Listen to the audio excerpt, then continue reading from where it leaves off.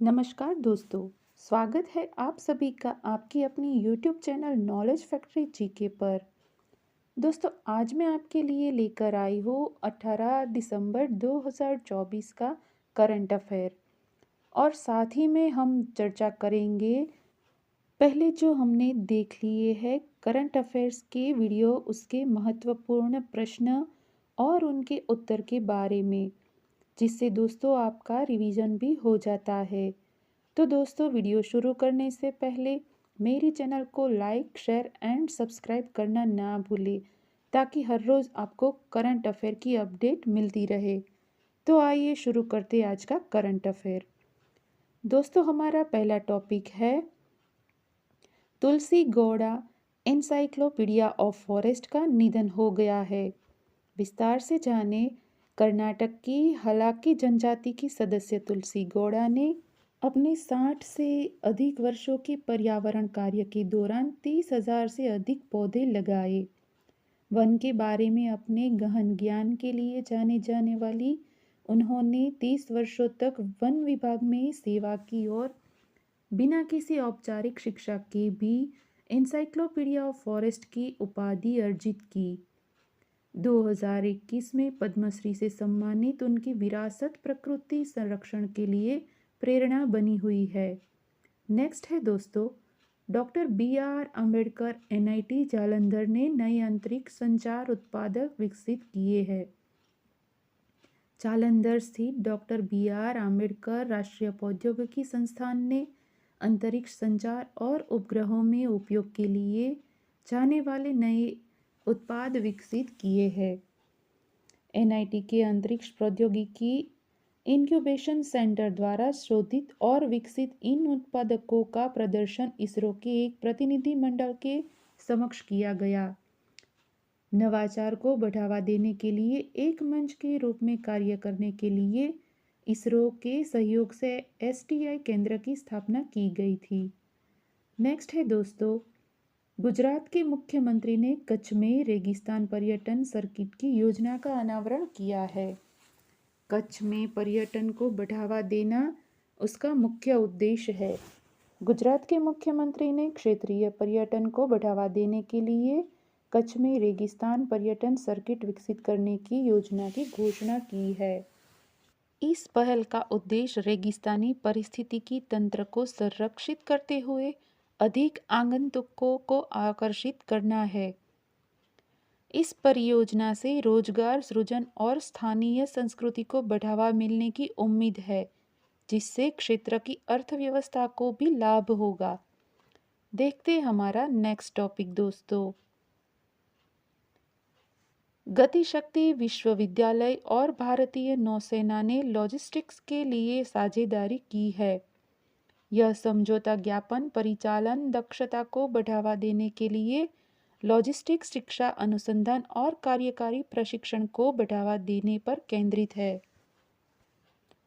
भारतीय नौसेना अत्याधुनिक लॉजिस्टिक्स समाधानों के लिए गतिशक्ति विश्वविद्यालय की विशेषज्ञता का लाभ उठाएगी।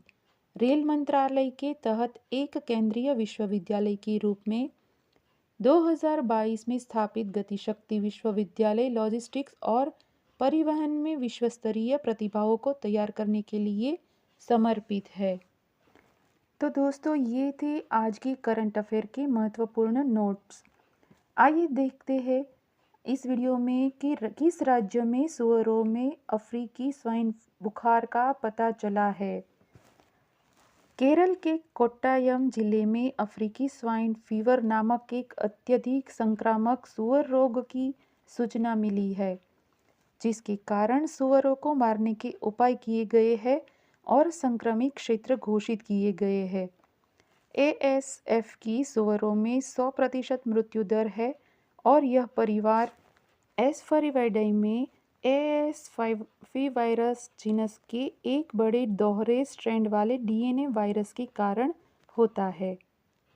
यह वायरस सुअर के मांस और मांस उत्पादों में लंबे समय तक जीवित रहता है, लेकिन इससे मानव स्वास्थ्य या खाद्य सुरक्षा को कोई खतरा नहीं है। ASF की उत्पत्ति उपसहारा अफ्रीकी में हुई और यह एशिया और यूरोप में फैल गया। भारत में सबसे पहले 2020 में अरुणाचल प्रदेश और असम में इसकी पुष्टि हुई थी। कोई इलाज, टीका या रोकथाम उपलब्ध न होने के कारण सूअरों को मारना ही एकमात्र प्रभावी नियंत्रण उपाय है। अब हम बात करेंगे महरौली पुरातत्व पार्क के बारे में। खबरों में रहा जो भारतीय पुरातत्व सर्वेक्षण दिल्ली के महरौली पुरातत्व पार्क में धार्मिक संरचनाओं पर एक सर्वेक्षण रिपोर्ट सुप्रीम कोर्ट को सौंपेगा। महरौली पुरातत्व पार्क कुतुब कॉम्प्लेक्स के पास 200 एकड़ से अधिक क्षेत्र में फैला हुआ है और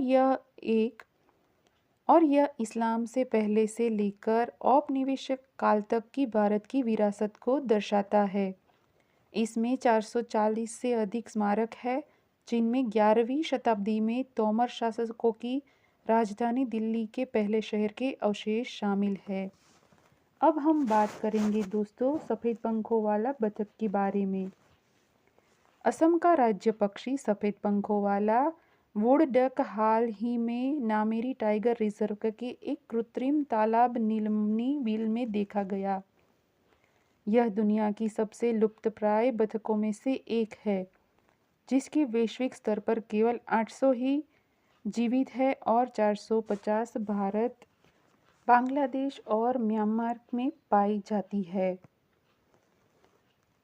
दोस्तों भारत में यह असम और अरुणाचल प्रदेश में रहता है। घने उष्णकटिबंधीय जंगलों और दलदली क्षेत्रों को पसंद करता है। अपनी भूतिया आवाज़ के कारण इसे देवहंस या स्पिरिट डक के नाम से जाना जाता है। इसका शरीर काला, सिर सफ़ेद, धब्बेदार, आंखें लाल नारंगी होती है और इसकी लंबाई औसतन 81 सेमी होती है। यह बतख गोधूली सर्वाहारी है और IUCN द्वारा गंभीर रूप से लुप्तप्राय के रूप में सूचीबद्ध है।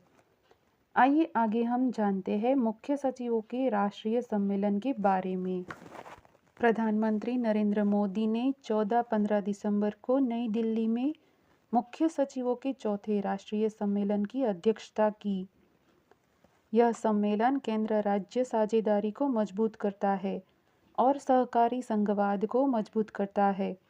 पिछले सम्मेलन धर्मशाला जून 2022 और नई दिल्ली जनवरी-दिसंबर 2023 में आयोजित किए गए थे। 2024 का सम्मेलन एकीकृत विकास एजेंडा और रणनीतिक विकास योजना पर केंद्रित है। तो दोस्तों ये थे करंट अफेयर के कुछ महत्वपूर्ण क्वेश्चन एंड आंसर्स। तो दोस्तों ऐसे ही अपडेट के लिए जुड़े रहे मेरी चैनल के साथ और वीडियो अंत तक देखने के लिए धन्यवाद दोस्तों।